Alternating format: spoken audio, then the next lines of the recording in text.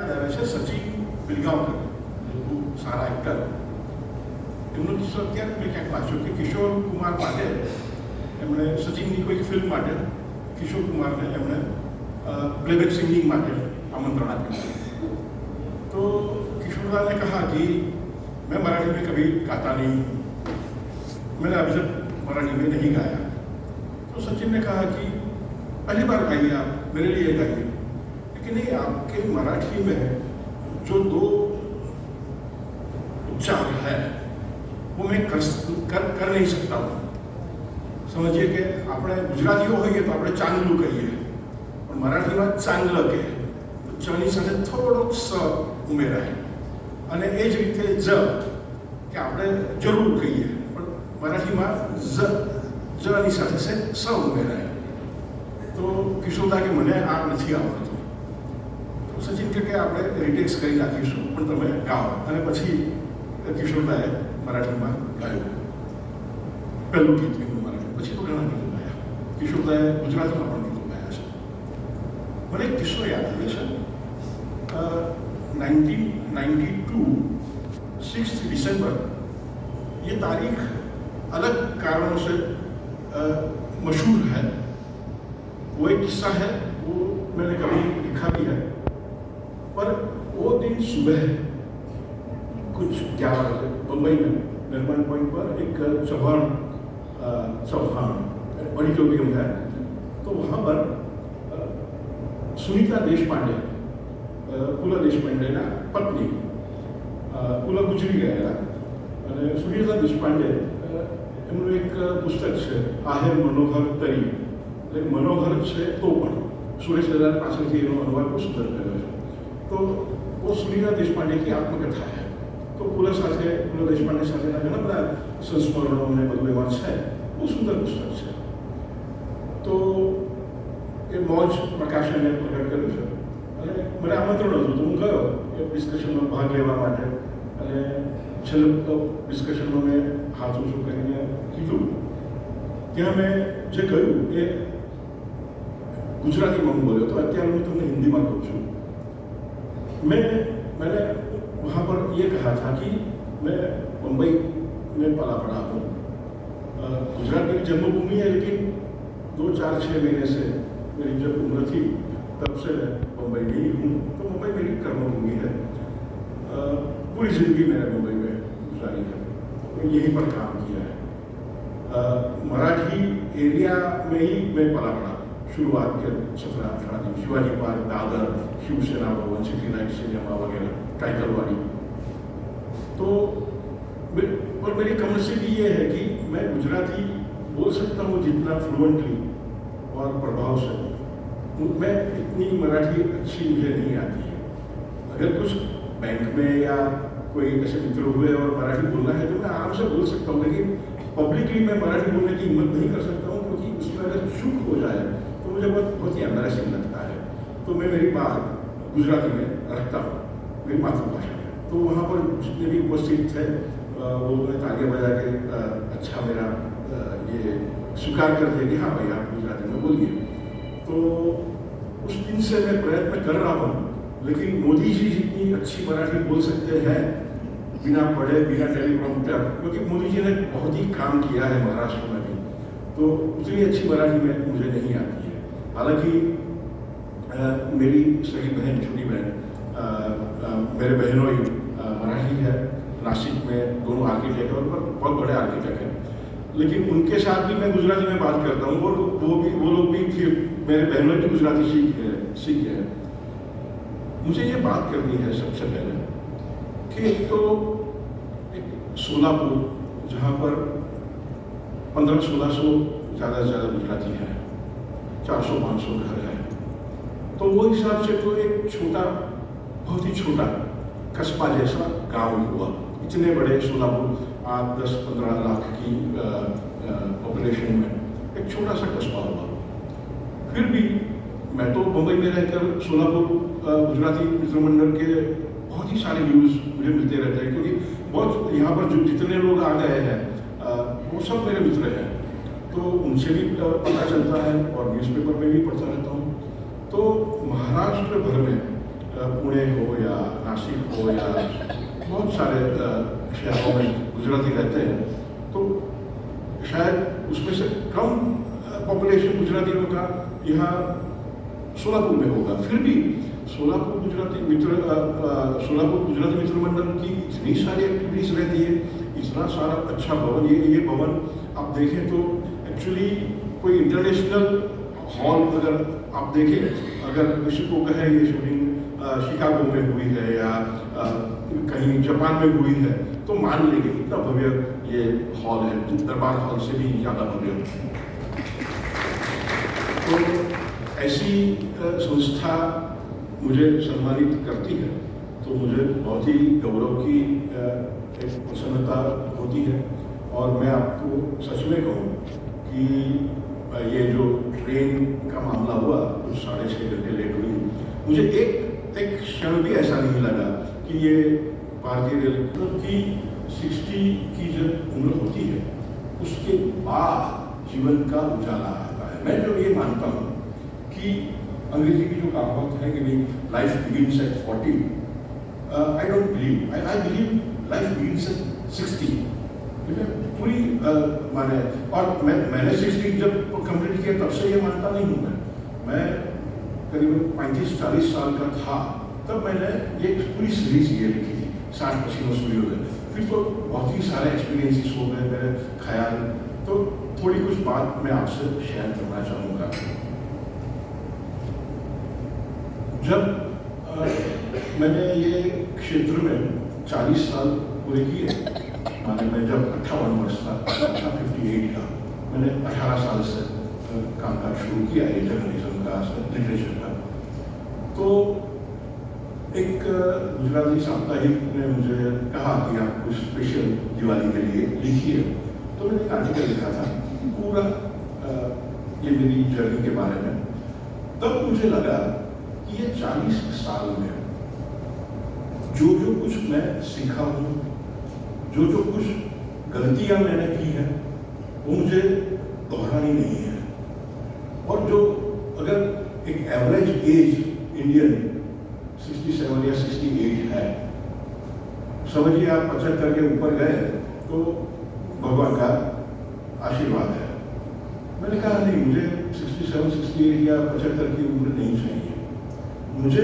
मैंने जो 40 साल बिताए हैं वो मैं जीवन में इतना कुछ सीखा हूँ, मुझे और 40 साल जीना है। तो माने 98 की उम्र तक। बाद में मुझे पता चला, स्वामी रामदेव बारंबार कहते थे कि एक जमाना था कि भारतीय लोग शतायु होते ही थे, 100 वर्ष भी जीते थे। भगवान श्री कृष्ण 100 वर्ष जीते। अभी मुझे पता चला, मुरारी बापू ने कहा, मुरारी बापू पहले कहते थे कि मुझे 100 साल जीना है, अभी लेकिन बापू ने फिर अभी गड़बड़ कर दी, अभी कहते मुझे 100 साल जीना है। तो मैंने कहा ये तो मेरे लिए भी आशीर्वाद है, क्योंकि आप अगर 100 साल जिएंगे, मुझे तो सिर्फ 100 ही साल जीना है। हाँ? तो मैं जब स्वर्गवासी हो जाऊंगा तो मेरी श्रद्धांजलि के लिए आप रहेंगे यहाँ पर, तो ये मेरा सद्भाग्य है। स्वामी रामदेव भी कहते हैं कि वो 100 साल आराम से जी लेंगे, मोदी जी भी कहते हैं, और मोदी जी नहीं भी कहते हैं तो मैं मानता ही हूँ कि 100 साल वो जिएंगे। और ये कोई नई बात नहीं है। मेरी पहचान में जितने वडील हैं, एक तो मेरे बहुत ही अंगत स्नेही, यहाँ पे आई थिंक देवगढ़ भारिया के भी कोई स्नेही आए हैं। हाँ, तो देवगढ़ भारिया मेरा वतन है पंचवाल का, अभी तो दाहोद जिले में आ गया, मेरे बाप दादाओं का वतन है और मेरा काफ़ी लगाव देवगढ़ भारिया से। तो देवगढ़ भारिया में नटुभाई शाह, NC शाह करके थे, अभी नहीं है। वो बम्बई में हमारे कॉम्प्लेक्स में ही रहते थे। मेरे दादा के मित्र थे, मेरे परदादा को पहचानते थे और मेरे पिताजी के मित्र थे, और मैं उनको बड़ी माने 4 पीढ़ी का हमारा संबंध। वो 102, 103 साल की, और 102 साल जब उनका हुआ तब मैं नटुआ का नॉट आउट एट 102 ऐसा करके मैंने संदेश में आर्टिकल भी लिखा था। उनकी 100वीं वर्षगांठ के लिए हम मालिया में इकट्ठे हुए थे। तो उनका मैंने रूटीन देखा है, कैसा एकदम स्वस्थ रूटीन था। टीका शास्त्री, आपने नाम सुना होगा, गुजराती के बहुत ही बड़े साहित्यकार, विश्व हिंदू परिषद के जो स्थापक सदस्य थे, उनमें से कुछ जो अग्रणी थे, वैसे तो काफ़ी लोग थे, तो उनमें टीका शास्त्री भी थे। वो 102 103 साल जिए, उनसे भी मेरी अच्छी पहचान हुई थी। वो स्वयं पाकी थे, जहाँ पर भी जाते थे बारगाम तो अपना खाना खुद बना के जाते थे, बना लेते थे, घर से सीधा लेके जाते थे। फिर हमारे क्षेत्र में दो बहुत ही वरिष्ठ लोग, एक नगीनदास संघवी और दूसरे खुशवंत सिंह 99 ईयर्स जिए। खुशवंत सिंह की और नगीनदास संघवी की लाइफस्टाइल बिल्कुल अलग। खुशवंत सिंह अपने जीवन के कुछ लास्ट दिनों में भी उनका नियम था रोज 2 बैग विस्की पीने की, स्कॉच, 7 बजे शुरू करने की, 8 बजे खत्म करने की, 8 बजे खाना खा लेने और 9 बजे खाना खत्म करने का, और सुबह 4:30 बजे उठ जाने का। और उस वक्त तो फोन नहीं थे, तो 2 अलार्म रखते थे, एक 4:30 का और अगर मिस हो गया तो एक 4:45 का, और फिर 5 बजे 5:30 बजे टेनिस खेलने हो जाते थे, जब अवस्था अच्छी थी तब। नगीनदास संघवी दारू तो छोड़ो, सिगरेट भी नहीं पीते थे, कुछ नहीं, कोई व्यसन नहीं, और 100 साल जिए। और 100 साल में उन्होंने बहुत ही अच्छा काम किया, बहुत बड़ा काम किया। मेरे गुरु थे मिठीबाई कॉलेज में, तो इन लोगों से प्रेरणा लेके मैंने ये बात सोची कि मुझे मेरे जो जर्नलिज्म में हूँ और 18 साल की उम्र से, तो खाना पीना, रात को देर से सोना, सुबह देर से जागना, वो सब एक रूटीन था। लेकिन मैंने ये सब अच्छा किया, उसमें सुधार लाया। फिर 2 साल पहले मैं बाबा रामदेव का जो हरिद्वार का जो आश्रम योग ग्राम और मीरा में, वहाँ पर मैं 50 दिन के लिए गया। तो दूसरे तीसरे दिन रामदेव जी मुझे पूछने लगे कि आपने 50 दिन के पैसे भर लिए हैं, 50 दिन आपके तो हेल्थ एकदम अच्छा, आपकी हेल्थ तो एकदम अच्छी लगती है, आप क्या करेंगे 50 दिन? मैंने कहा बाबा जी आपके आशीर्वाद दीजिए और मुझे यहाँ पर कायाकल्प करना है। तो हाँ हो जाएगा। मजाक में कहा कि बाबा जी अगर हो सके तो मेरा मायाकल्प भी आप कर दीजिए। तो मैं ये मानता हूँ कि 60 के बाद या 65 के बाद सरकार तो हमें कहेगी सीनियर सिटीजन है, सरकार कुछ डिस्काउंट भी देगी, फ्री में टिकट भी देगी, वगैरह वगैरह, जो भी होगा वो अलग बात है, इंश्योरेंस वगैरह वगैरह वो सब अलग बात है। पर 60 के बाद अगर जीना है, मैं मानता हूँ कि ये फिर से नई जिंदगी हमारी ये शुरू होती है। और गुजराती में जो कहते हैं ना कि આપણે એકડે એકથી નથી શરૂ કરવાનું, કારણ કે એકડે એકથી તો આપણે શરૂ કરી નાખ્યું, હવે અત્યારે આપણે 100 ઉપર પહોંચ્યા છે અને હવે 101 ઉપર જવાનું છે। तो फिर से नई जिंदगी जो शुरू होती है, तो उसके बारे में मैंने कुछ सोचा है, मैं आपसे ये थोड़े विचार में शेयर करना चाहूँगा। सबसे पहले तो ये होना चाहिए कि हमारे ज़माने में ये जो शब्द है ये भूल जाइए आप। हमारे ज़माने में ये होता था, हमारे ज़माने में वो होता था, भूल जाइए। मैं और आप सरकारी स्कूल में 5 रुपये में पढ़े हैं, हर साल 50 पैसा मिलता था, एसएससी में 10 रुपये की फीस। भूल जाइए, अभी आपके बच्चे या उनके बच्चे, उनकी हजारों रुपये की फी होगी, कई स्कूलों में तो लाखों रुपया फी है। 2-3 साल के बच्चे की फी मुंबई में से बहुत सारी, सिर्फ तिरुवैयामणि स्कूल नहीं है, तिरुवैयामणि स्कूल के उपरांत बहुत सब अच्छी स्कूल है, तो उसमें 2-2, 3-3 लाख रुपया प्रति वर्ष 3 साल के बच्चे की, 2 साल के बच्चे की फीस लेती है। तो आप भूल जाइए हमारे ज़माने की बात। माँ बाप है, कमा लेंगे। हमारे ज़माने में साइकिल भी दुर्लभ थी, अभी कोई भी बच्चा 25 साल का बच्चा EMI पे गाड़ी ले सकता है। तो आप मत कहिए हमारे ज़माने में हम ये करते थे, हमारे ज़माने में वो करते थे, हमारे ज़माने में इतना पॉकेट मनी हमें मिलता था, हमारे ज़माने में बाहर खाने पड़े। अब ये बात सोचिए ही नहीं, क्यों नहीं?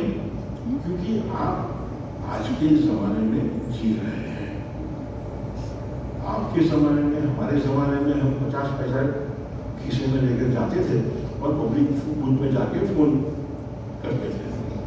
आज आप सबके पास एक एक फ़ोन है, तो हमारे ज़माने में की क्यों बात करें? और कई लोगों के पास तो 2-2 फ़ोन है। तो अभी एसपीडी की जो बात थी, तो एसपीडी में कम पैसा लगे इसलिए हम 11 बजे के बाद बूथ में जाते थे कि आधा पैसा लगे। अभी तो देश प्रदेश में अपने जान पहचान वाले जितने भी लोग हैं उनके साथ वीडियो कॉल कर सकते हैं। तो ज़माना तो हमें अच्छी तरह से सब कुछ, सब सुविधाएं देता है। इसलिए मैं कहता हूँ कि बार बार जब कहते हैं ना ये जमानो बदलाएंगे वैसे, जमानो बदलाएंगे वैसे, आप बारम्बार बड़ी बात आपका कुछ कहता हुआ है, तो जमाना नहीं बदलता है। जमाना बदल गया है ऐसा आपको लगता है क्योंकि आप वहीं के वहीं हैं। हर 5 साल में अगर आप अपडेट न हुए, अगर आज भी आप घर पे जाके बच्चे को बोलते हैं अरे बेटा जरा नेटफ्लिक्स लगा के देखो ना, ये सौरभ शाह की कुछ महाराज वगैरह फिल्म आई है, अरे आपको नेटफ्लिक्स लगाना नहीं आता। आप बच्चे को कहेंगे जरा ये देखना व्हाट्सएप पे कुछ ये डाउनलोड नहीं होता, अरे आपको आना चाहिए। आपको खुद को हर 5 साल अपडेट होना पड़ेगा। मैं तो ये चाहूँगा कि हर साल अपडेट हो जाए, 5 साल की राह मत देखें और नए नए शौक, अच्छे शौक शुरू कीजिए। मैं एक दो बात शेयर करना चाहूँगा। मुझे शास्त्रीय संगीत में बिल्कुल ही दिलचस्पी नहीं।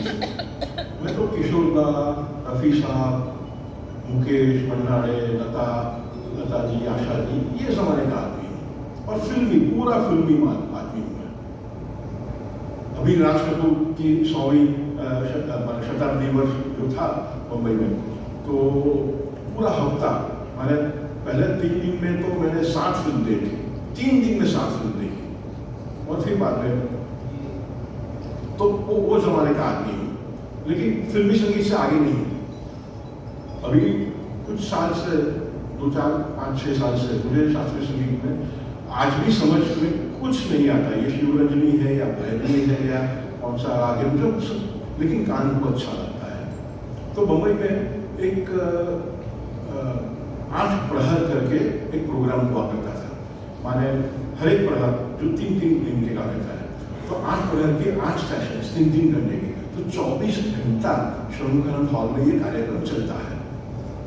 तो 4 के 5 कार्यक्रम हुए हर साल, तो मैंने 24 घंटा जाग कर ये कार्यक्रम सुने हैं। बड़ी प्रसन्नता होती है, कंठीय संगीत हो या वाद्य संगीत हो, ध्रुपद जैसी बहुत ही कठिन शैली में हो। तो मैं मानता हूँ कि कोई भी शौक, कोई भी अपने हॉबी के लिए कोई भी उम्र छोटी या बड़ी होती ही नहीं है। किसी को स्पोर्ट्स में इंटरेस्ट हो, किसी को दूसरी किसी में इंटरेस्ट हो, कि अब तक नहीं किया इसलिए अभी भी नहीं करेंगे, ऐसा नहीं सोचना चाहिए। दूसरी एक बात है कि ये उम्र में अफसोस बहुत रहते हैं। अरे तो मैं विचारता हूँ कि यार लग्न કરીને આવી ખરી પણ મારે તો અહીંયા કરિયર બનાવવાની હતી। मैं तो विचारूँ कि कॉलेज में भणावा जाइए, मैं विचारूँ कि रेसिपीना क्लासेस खोलीश, अथवा तो मारे तो एंजिनियर बनવું હતું, આવો કંઈક ઉપાય। હું એવું માનું છું कि जावेद अख्तर है, बहुत ही बड़े फिल्म राइटर और बड़े अच्छे लिरिसिस्ट और कवि। तो जावेद अख्तर ने एक बार कहा था कि जिंदगी हमारी एक फिल्म की स्क्रिप्ट जैसी रहती है। अगर आप कहें ये सीन नंबर 37 गलत है, निकाल दीजिए स्क्रिप्ट में से, तो सीन नंबर 72 वो भी आपको निकालना पड़ेगा, क्योंकि वो 37 नंबर का सीन 72 नंबर के सीन पे संलग्न है। तो अगर आप सोचेंगे कि यार कॉलेज में मैंने ये नहीं किया और ये कर दिया, या तो धंधे में वो मुझे ये क्लाइंट सब नहीं था, तो वो अगर सीन आप निकालने जाएंगे तो आज आपके पास BMW या ऑडी है, वो आपको निकाल देनी पड़ेगी। ऐसे ये सब है। या तो फिर आपको ये लगेगा कॉलेज में पहली को घूमती थी यार, क्या मैया पढ़ने में? हाँ? तो अगर ऐसा है तो हो सकता है तो आपको ये प्रसन्न दाम्पत्य का जो सीन है वो निकाल के फैमिली कोर्ट में डिवोर्स का सीन डालना पड़ेगा, ऐसा भी हो सकता है। तो जिंदगी में जो कुछ भी हुआ वो कुछ ना कुछ कारण से हुआ है। मेरी पर्सनल थियरी ये है कि जब भी हम कोई डिसीजन लेते हैं वो डिसीजन अगर गलत हुआ तो हमें अफसोस नहीं करना चाहिए, क्योंकि अगर आपने 25 साल की उम्र में या 35 साल की उम्र में या 40-45 या आज की उम्र में आप जो भी डिसीजन लेते हैं आपकी सूझबूझ से लेते हैं, आप सोच विचार के डिसीजन लेते हैं। ऐसा तो है नहीं कि मुझे गलत साबित होना है इसलिए मैं ये निर्णय ले रहा हूँ, ऐसा तो है नहीं। तो जब आप डिसीजन लेते हैं, निर्णय लेते हैं, तब आपके पास जितनी इंफॉर्मेशन है, जितनी अक्ल है, जो एनवायरनमेंट है, वो सब सोच समझ के लेते हैं। फिर वो निर्णय गलत साबित हुआ तो उसका मतलब नहीं है कि आपको अपनी लाभ को कोसना है, क्योंकि बाद में आपको इतनी अकल आई, अच्छा वो आदमी पे तो भरोसा मुझे नहीं करना था, लेकिन जब आपने निर्णय लिया तब आपको ऐसा लगा कि ये यहाँ पर मुझे भरोसा करना है। जो इन्फॉर्मेशन आपके पास थी ही नहीं वो बाद में आई आपके पास, तो उसका अफसोस क्यों? तो ये बात है। दूसरी बात है, मैं समझता हूँ हेल्थ के बारे में बहुत सारे अभी तो रील्स भी आने लगे हैं, यूट्यूब वगैरह वगैरह, वो मैं आपके ऊपर छोड़ देता हूँ क्या भरोसा करना है क्या नहीं। लेकिन ये मैं जानता हूँ, मुझे मेरे हेल्थ के जो आदर्श हैं, स्वामी रामदेव जो मेरे लिए पूजनीय है, एक डॉक्टर मनु कोठारी करके थे, गुजराती डॉक्टर मनु कोठारी KEM के डीन थे, और मेहरबान भंगरा करके एक डॉक्टर थे जो नेचुरोपैथ थे। तो मैं मानता हूँ कि ओवर मेडिकेशन नहीं होना चाहिए, घबराना नहीं चाहिए, सावचेत रहे, सावधान रहे, ये सही बात है। लेकिन हर एक बात पे डॉक्टर के पास दौड़ जाना, ब्लड प्रेशर कम हुआ, डायबिटीज, शुगर आ गई, हार्ट का ये हुआ वो हुआ, तो जो भी आपके हितचिंतक है, डॉक्टर है, दूसरी विधा के हैं, तो उनके पास से जो भी आपको इंफॉर्मेशन मिलती है तो आप सेकंड चेक कीजिए, थर्ड चेक कीजिए, और अपने आप गूगल पे ज़्यादा भरोसा मत कीजिए, लेकिन अपने आप सोचिए कि ये मेरे लिए अच्छा है या बुरा है। समझिए कि एक मनु कोठारी ने जो कहा था वो मैं दोहराता हूँ, उनके किताब में भी, और जो आपने नाम कहा अशोक, तो नवभारत साहित्य मंदिर ने ये प्रकट भी किया है उनका, ये उनकी किताब। तो डॉक्टर मनु कोठारी ने कहा था कि ब्लड प्रेशर नॉर्मल कितना होना चाहिए, 120/80। तो ये कहाँ से आया? तो बहुत दायका पहले, बहुत 50, 70, 80, 90 साल पहले एक इंश्योरेंस कंपनी ने अमेरिका में ये तय किया था कि जो एक सर्वे करवाते हैं कि नॉर्मल ब्लड प्रेशर कितना है। तो सर्वे में मालूम हुआ कि 120/80 किसी का होता ही नहीं है। 120/80 एग्जैक्ट ये फिगर किसी का नहीं होता है, हार्डली कोई 1% का होता होगा। तो इंश्योरेंस कंपनी ने कहा कि हम अभी ये प्रचार करते हैं कि 120/80 ये नॉर्मल ब्लड प्रेशर होना चाहिए, बाकी अगर ऊपर नीचे होगा तो हमें इंश्योरेंस का प्रीमियम ज़्यादा मिलेगा। ये डॉक्टर मनु कोठारी ने कहा है। उन्होंने कहाँ से पढ़ा, ये सब किताब में लिखा है नवभारत साहित्य मंदिर में। दूसरी बात शुगर की, शुगर तो ब्रेकफास्ट के बाद, ब्रेकफास्ट के पहले ये होना चाहिए, दोपहर के खाने के बाद ये होना चाहिए, 3 माह इतना होना चाहिए वगैरह, ठीक है। लेकिन आप WHO की हिस्ट्री पढ़े तो वो लोग ही 2004 या 5 साल में वो लोगों ने डिक्लेयर कर दिया कि अभी शुगर लेवल इतना होगा तो आप डायबिटिक गिने जाएंगे। उसका मतलब ये हुआ कि वो रिपोर्ट नहीं आई थी, तो उसके अगले दिन तक अगर मैं 2 रसगुल्ले खाता हूँ तो मैं स्वस्थ था, लेकिन वो रिपोर्ट आ गई, फिर मैं अभी एक भी रसगुल्ला खाऊंगा तो मैं डायबिटिक बन जाऊंगा। तो ये जो है ये बात हमें समझनी चाहिए, ताकि हमें हेल्थ का जो फोबिया है, हाय हाय હવે શું થશે, આ થઈ ગયું, આ કેલ્શિયમનું આ થઈ ગયું, કિડનીનું આ થઈ ગયું વગેરે વગેરે, તો એ હેલ્થના ફોબિયામાંથી આપણે મુક્ત રહીએ. બીજી એક વાત, મૃત્યુ વિશે બહુ વિચારવાનું નહીં, કારણ કે એ આવશે તો આવશે, આપણે કંઈ કરી શકવાના નથી એ બાબતમાં. પ્રિકોશન બધા લેવાના. હું આયુર્વેદમાં માનું છું, નેચરોપેથીમાં માનું છું, બધામાં માનું છું, પણ મુકેશભાઈ, આ મહારાજ ફિલ્મની જ્યારે કંટ્રોવર્સી ઊભી થઈ જૂનમાં, હાઈકોર્ટનો સ્ટે આવ્યો અને પછી સ્ટે ઉપડ્યો અને મને બહુ ધમકીઓ આવતી હતી, પોલીસ કેસ ને કોર્ટ કેસ ને મારી ઠાસડી બી બાળેલી, એના બી ફોટા બધા છાપેલા. તો ઘણા ટેન્શનમાં હતું. ત્યારે મારા મિત્રોએ કીધું કે સોર્બિટ્રેટ અને ડિસ્પ્રિન એ ખિસ્સામાં રાખવાનું. તો આજે બી તમે મારું પાકીટ ચેક કરશો તો સોર્બિટ્રેટ અને ડિસ્પ્રિન નીકળશે. આ 6 મહિનાથી હું રાખું છું. પ્રિકોશન ચોક્કસ રાખો, પણ એનો આધાર એને કારણે હું મરી જઈશ તો શું થશે, મારા ફેમિલીનું શું થશે, મારા છોકરાઓનું શું થશે, મારા મા બાપનું શું થશે, આટલું બધું મારો ફેલાવો છે, એ વિચાર જ નહીં કરો. એક વખત જિંદગીમાં એક વખત શાંતિથી મૃત્યુ વિશે વિચારી લો. That's all.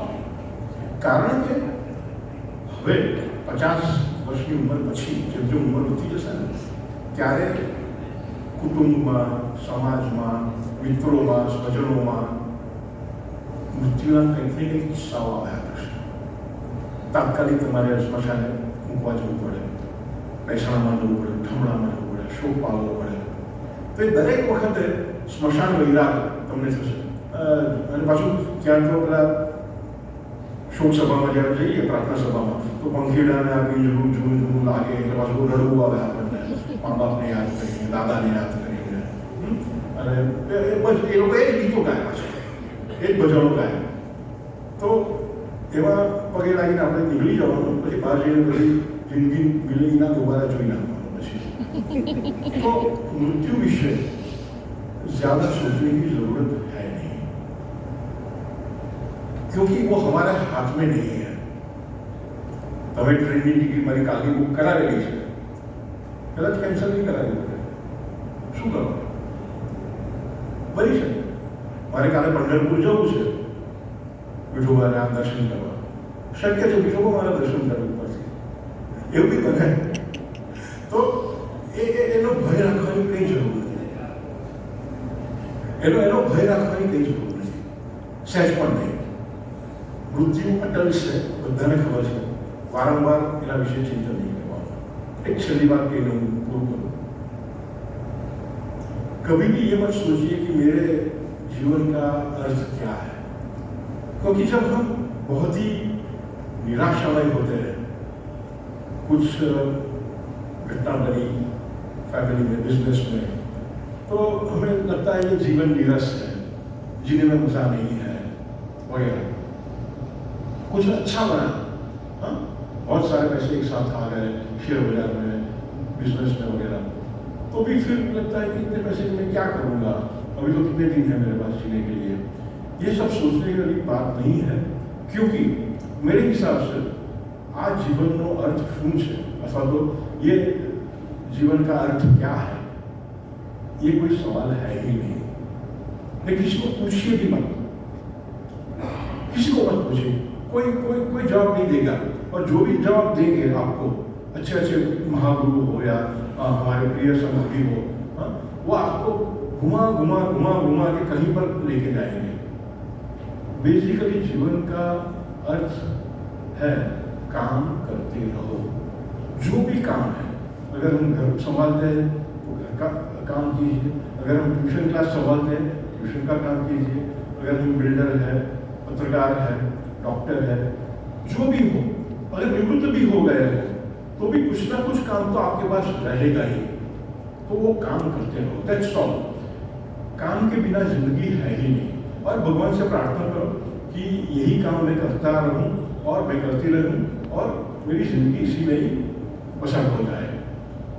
ये थोड़ी बातें थी, वैसे तो काफ़ी लंबा चल सकता है, लेकिन अच्छी इतना काफ़ी है मेरे हिसाब से. तो 60 के बाद अभी आप सबने तो ये सुन लिया है, लेकिन आप सोचेंगे कि भाई सौरभ भाई आप मुझे 20 साल पहले अगर ये सब कहते थे तो अच्छा था। मैं कहता हूँ कि अब भूल जाइए। आप अभी आपसे 20 साल जो छोटे हैं, आपके संतान हैं या आपके पौत्र हैं, उनको जाके ये 2-4 बात समझाइए। और समझाइए माने ऐसा फोर्स करके मत समझाइए, अगर उसको इंटरेस्ट होगा तो ही समझाइए। एक लास्ट में एक बात मुकेश भाई मैं कहना चाहूँगा कि हम जो कहते हैं ना कि जनरेशन गैप है, ऐसा जनरेशन गैप कभी होता ही नहीं है। दो व्यक्तियों के बीच का जो डिफरेंसेस ऑफ ओपिनियन होता है वही होता है। सास बहू की लड़ाई कभी नहीं होती, देरानी जेठानी की लड़ाई होती नहीं है, दो स्त्रियों के बीच में ये है। अगर आज मैं और मुकेश भाई इतने अच्छे से मिलते हैं, हाँ, अगर मैं मुकेश भाई के घर में 1 साल रहने लगूं तो मैं और मुकेश भाई फाइट करने लगेंगे, क्योंकि एक घर में हम साथ में रहते हैं। मैं मानता हूँ कि ये होना चाहिए, मुकेश भाई मानते हैं कि नहीं ये होना चाहिए। तो ये साथ रहने से जो डिफरेंसेस ऑफ ओपिनियन होते हैं वो हिसाब से सॉल्व करने चाहिए। रिलेशनशिप की बात नहीं है, बाप દીકરા मतभेद થાય તો બાપ દીકરાનો मतभेद जनरेशन ગેપ નથી। કારણ કે મેં જોયું છે કે મારા પિતા સાથે ડિફરન્સ થતો તો પિતાની ઉંમરના મારા બીજા મિત્ર હતા, વડીલ મિત્ર, મારા વાચકમાંથી મિત્ર બનેલા, તો એમની સાથે જઈને હું રડું। એમને એમના પુત્ર સાથે કંઈ ડિફરન્સીસ થાય તો એ મારી સાથે આવીને એની ફરિયાદ કરે। તો હવે બાપ દીકરાનો કે જનરેશન ગેપનો સવાલ જ ક્યાં આવે? પણ આ બધી વાતો છે। અને છેલ્લે તમારા બધાનો ખૂબ ખૂબ આભાર કે હવે એક સુંદર સમારંભ તમે રવિવારની સાંજ, જે અધરવાઇઝ તમારા ફેમિલીના કમિટમેન્ટ્સ હોય, ક્યાંક કોઈને મળવાનું હોય, કોઈને ત્યાં જમવા જવાનું હોય, કોઈને જમવા બોલાવ્યા હોય, એ બધા કમિટમેન્ટ્સ છોડીને આટલી મોટી સંખ્યામાં અહીંયા આવ્યા છો। અને કૌશિકભાઈએ, મુકેશભાઈએ, આપ સૌએ, જયેશભાઈ, મણિકાંતભાઈ, સંજુભાઈ ઝવેરી અને બધા વડીલોએ અહીંયા જે સહકાર છે, મને એટલી બધી વોર્મ છે। જાણે હું પહેલી વાર સોલાપુર આવું છું, મને લાગ્યું જ નથી કે હું વારંવાર દર વર્ષે અહીંયા સોલાપુર આવતો હોઉં અથવા તો 15-15 દિવસ રહીને જતો હોઉં। એટલા ઉમળકાથી, એટલી બધી લાગણીથી આ બધા વડીલોએ, મિત્રોએ મને અહીંયા આવકાર્યો છે। ખૂબ ખૂબ આભાર, ધન્યવાદ, થેન્ક યુ।